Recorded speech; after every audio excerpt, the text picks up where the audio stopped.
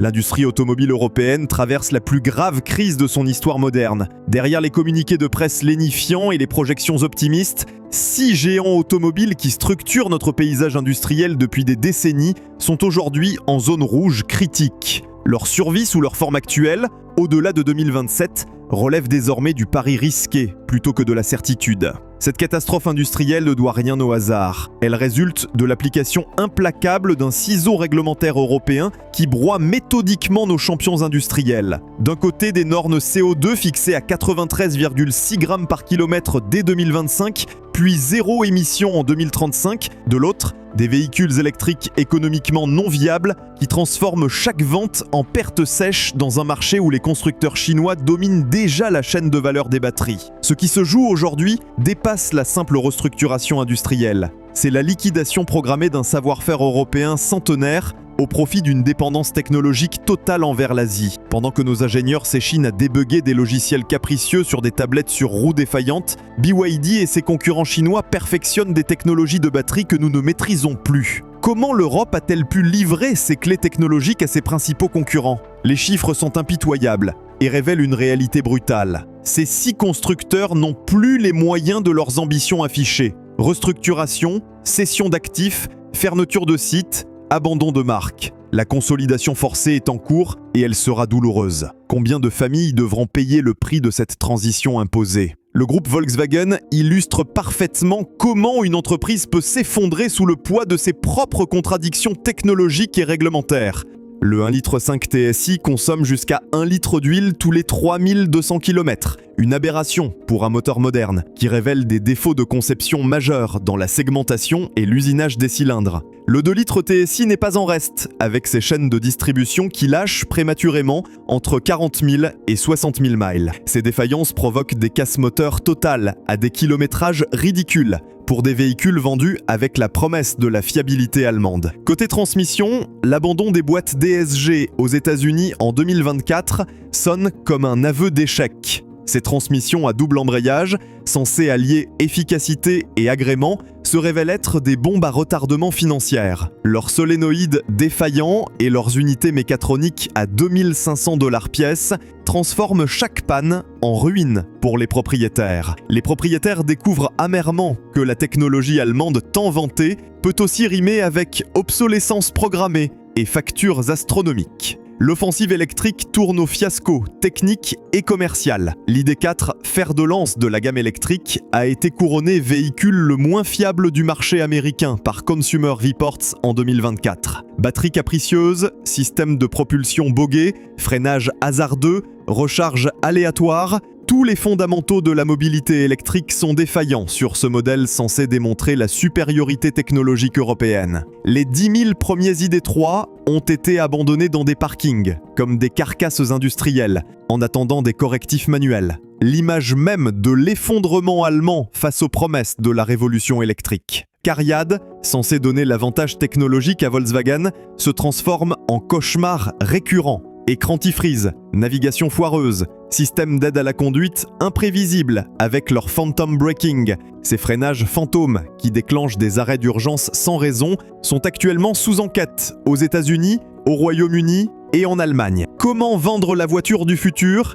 quand celle-ci n'arrive même pas à freiner correctement ? Combien d'accidents faudra-t-il avant que les autorités européennes reconnaissent leur erreur ? La situation financière confirme l'impasse stratégique. Avec une exposition aux pénalités CO2 estimée à 1,5 milliard d'euros en 2025 et un cash flow divisé par 2, Volkswagen doit choisir entre payer des amendes ruineuses à Bruxelles ou vendre ses électriques à perte. Avec 35 000 suppressions d'emplois programmées d'ici 2030, la fermeture de l'usine de Bruxelles et la réduction drastique des capacités de production, le groupe entame une cure d'amaigrissement qui ressemble davantage à une agonie qu'à une restructuration maîtrisée. Si Volkswagen titube, Porsche s'effondre littéralement. La marque mythique de Stuttgart vient d'enregistrer sa première perte trimestrielle depuis son introduction en bourse. 966 millions d'euros évaporés au 3e trimestre 2025, avec un bénéfice d'exploitation qui chute de 99% sur 9 mois, selon les chiffres officiels constructeurs. Derrière ces chiffres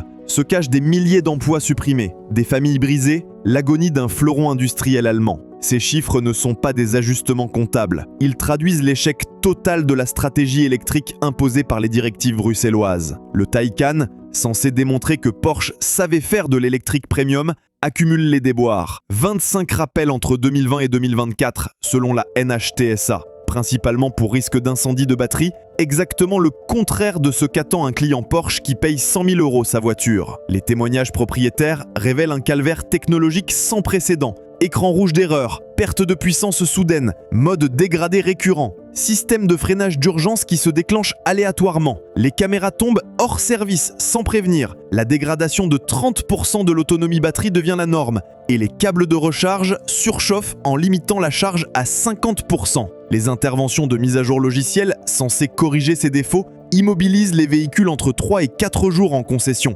parfois pour échouer et rendre la voiture complètement inutilisable. Voilà la réalité de ces tablettes sur roues que Bruxelles nous impose. Des objets technologiques fragiles qui transforment l'automobile en périphérique informatique défaillant. La Macan électrique, lancée avec 18 mois de retard à cause des bugs logiciels de Cariad, reproduit les mêmes pathologies. Freinage d'urgence dysfonctionnel, panne du système multimédia, arrêt de charge imprévisible, batterie 12 volts qui lâche en immobilisant le véhicule. Pour un SUV vendu 80 000 €, c'est un niveau de fiabilité inacceptable qui détruit la réputation construite sur des décennies d'excellence mécanique. Face à ce naufrage, Porsche opère une volte-face spectaculaire.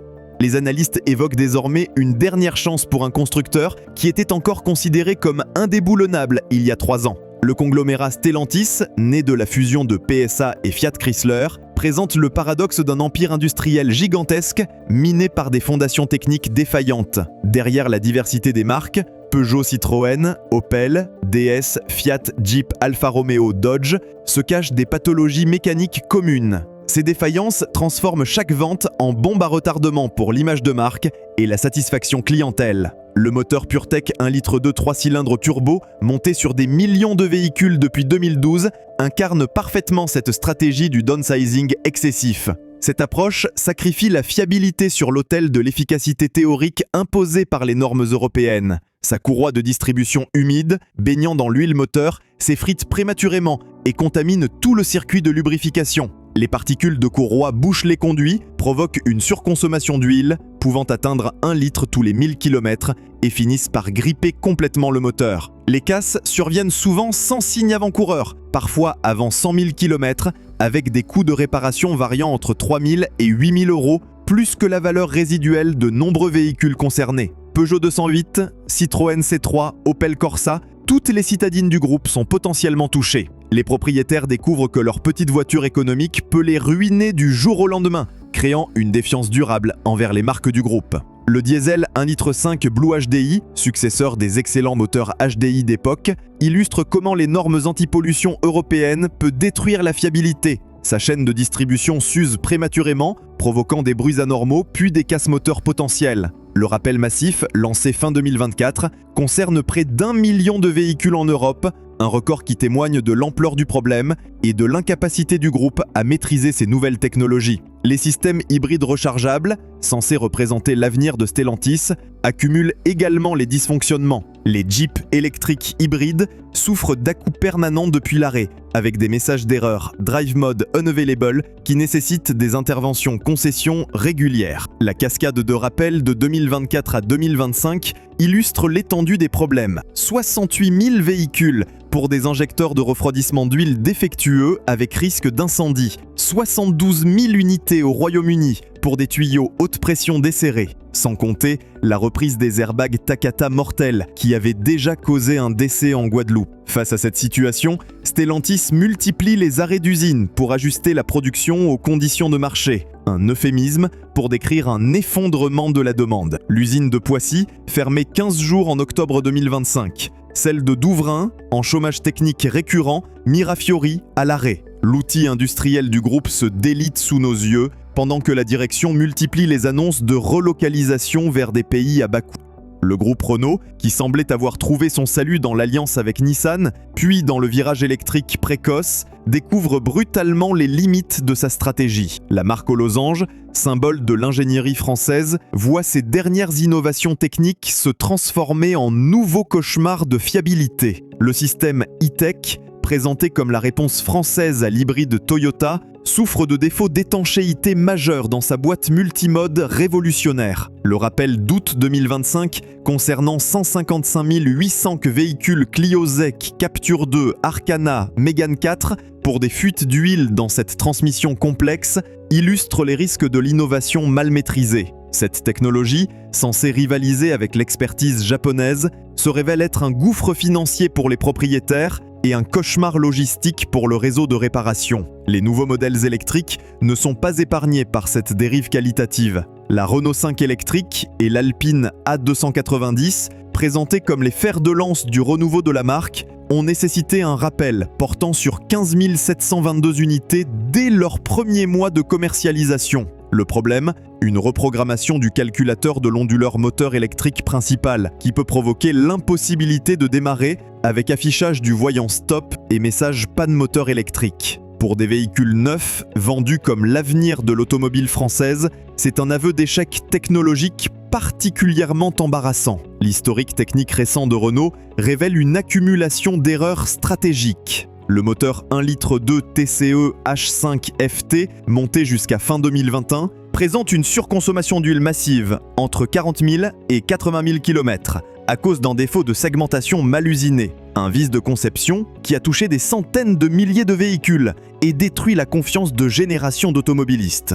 Tesla, longtemps présenté comme le prophète de la mobilité électrique, voit son empire européen s'effriter à une vitesse stupéfiante. Les chiffres de 2025 sont sans appel. Selon les données officielles du marché européen, moins 45% de ventes globales en Europe dès janvier, moins 59% en Allemagne, moins 63% en France, moins 75% en Espagne. La part de marché européenne de Tesla s'est effondrée à 0,7%. Un niveau dérisoire pour un constructeur qui prétendait révolutionner l'industrie et dominer le marché européen. Cette débâcle résulte de l'accumulation de problèmes techniques que la marque n'arrive plus à masquer derrière son storytelling marketing. Le phantom braking, ces freinages fantômes qui déclenchent des arrêts d'urgence sans raison, fait l'objet d'enquêtes officielles aux États-Unis, au Royaume-Uni, en Allemagne et en France, des situations qui auraient pu provoquer des accidents mortels par alcoolage arrière. Un tribunal allemand a même déclaré l'autopilote Tesla défectueux après qu'un Model 3 ait freiné brutalement, sans raison, sur autoroute. En Australie, une action collective est en cours depuis mai 2021 contre Tesla pour ses dysfonctionnements récurrents. La promesse de conduite autonome, vendue comme un avantage technologique décisif, se transforme en passif juridique majeur qui pourrait coûter des milliards en indemnisation. Les derniers modèles ne sont pas épargnés par cette dégradation qualitative. Le système Hardware 4 et les puces d'aide à la conduite de nouvelle génération présentent des pannes dès les premiers kilomètres, nécessitant des rappels logiciels par mise à jour over-the-air. Le Cybertruck, symbole de l'innovation Tesla, a déjà subi 6 rappels en 2024, un record pour un véhicule à peine commercialisé, qui révèle l'immaturité technologique persistante de la marque. La situation sur le marché de l'occasion révèle l'ampleur de la désaffection du public. Une Model 3 de 2021, vendue neuve entre 43 000 et 59 000 euros, se négocie désormais à partir de 25 000 euros, soit une décote de 30 à 50% en seulement 3 ans. Cette chute vertigineuse traduit l'inquiétude des acheteurs concernant la dégradation de l'autonomie des batteries et les coûts de remplacement potentiels pouvant atteindre 20 000 euros hors garantie. L'infrastructure de recharge, autrefois avantage concurrentiel de Tesla, devient un handicap financier. Avec la hausse des tarifs de recharge publique, souvent supérieurs au coût d'un plein d'essence sur autoroute, et l'augmentation de la TVA sur l'électricité à 20% depuis août 2025, l'argument économique s'évapore. Les propriétaires découvrent que leurs véhicules électriques coûtent parfois plus cher à l'usage que leurs équivalents thermiques. Tesla a d'ores et déjà retiré les modèles S et X du marché européen. Un aveu d'échec commercial déguisé en repositionnement stratégique. Avec la suppression progressive des aides gouvernementales et la montée en puissance de concurrents chinois proposant des véhicules supérieurs techniquement et 40 à 60% moins chers, Tesla Europe s'enfonce dans une spirale déflationniste. Ford Europe clôture tragiquement notre inventaire avec un record peu enviable, selon les données officielles de la NHTSA. 103 rappels en 2025, soit 1 toutes les 3,5 journées. Un rythme industriel qui témoigne d'une perte de contrôle technique totale. Ce chiffre pulvérise le précédent record de 77. Les rappels majeurs de 2025 illustrent l'étendue des problèmes. En premier lieu, 312 000 véhicules Bronco, Expédition F-150, Ranger, Lincoln Navigator pour défaillance du module de freinage électronique, avec perte d'assistance au freinage. Un défaut critique qui peut transformer n'importe quel trajet en accident mortel. Second rappel massif, 355 000 véhicules pour affichage défectueux du panneau d'instrument, nécessitant une mise à jour logicielle d'urgence qui immobilise les véhicules plusieurs jours. Les motorisations hybrides de Ford accumulent les pathologies chroniques qui détruisent la confiance des acheteurs. Le Kuga PHEV 2,5 litres Atkinson fait l'objet de consignes de sécurité draconiennes. Ne pas recharger, rouler uniquement en mode essence à cause de risques de court-circuit de la batterie haute tension. Pour un véhicule hybride rechargeable, l'interdiction de recharge équivaut à reconnaître l'échec technologique complet et l'inutilité du système électrique embarqué.